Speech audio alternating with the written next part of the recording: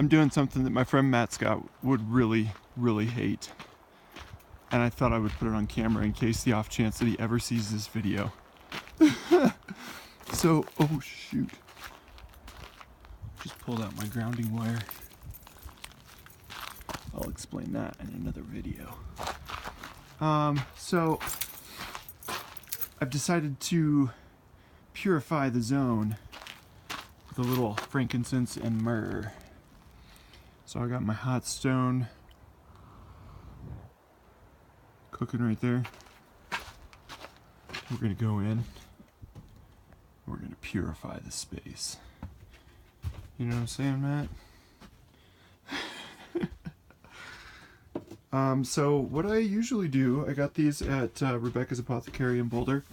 What I usually do is I just take a couple of granules. This is Myrrh resin right here, and this one is frankincense.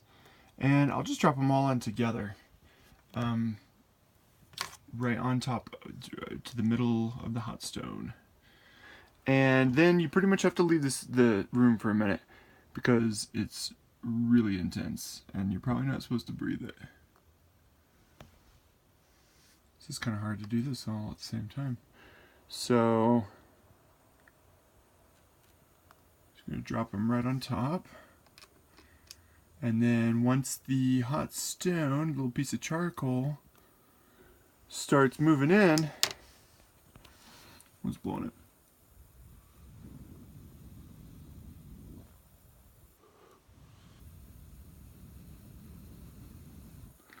They'll begin to smolder.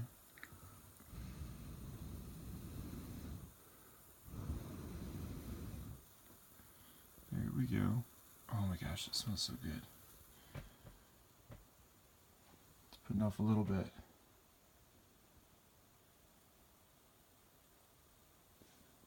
I don't know why it won't focus. There we go. Perfect.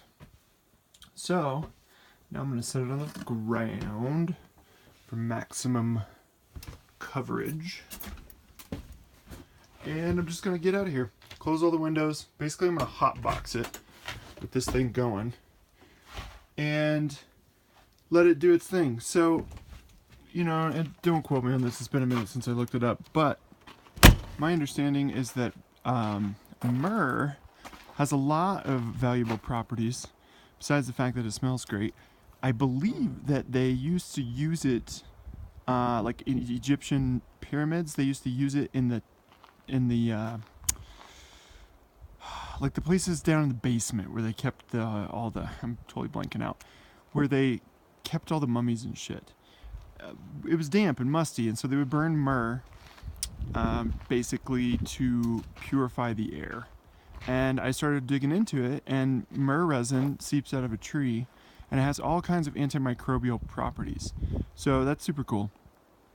And in my opinion, myrrh, I think, is a good cleanser of like airborne fungus and stuff like that, which you catch a ton of out in the woods. Not to mention just everywhere. You know, molds are all around in our environment and our places of living. So I can see how myrrh would be an interesting kind of way to like purify the zone that you're living in. Then frankincense, I can't remember a whole lot about it, but one thing that always stands out to me is someone at an apothecary told me that frankincense was used in times of grief or heaviness or looming fear. And basically frankincense, or like say even something heavy like someone passes away, frankincense is comforting and grounding. So I like to use frankincense and myrrh together, not only because it reminds me of the biblical story of them traveling and taking these gifts to baby Jesus, you know, so it seems like a very special thing, a very ancient and tried and true practice, but also just because I like that synergy, you know. I like the idea of cleansing the space and the area that you're in, and then surrounding it with a new feeling, and that new feeling being one of calm and peace and grounded spirit. So that's what I'm doing. I'm hotboxing this baby, purifying the zone, setting setting the stage for what's hopefully an incredibly peaceful summer to come. So, ciao.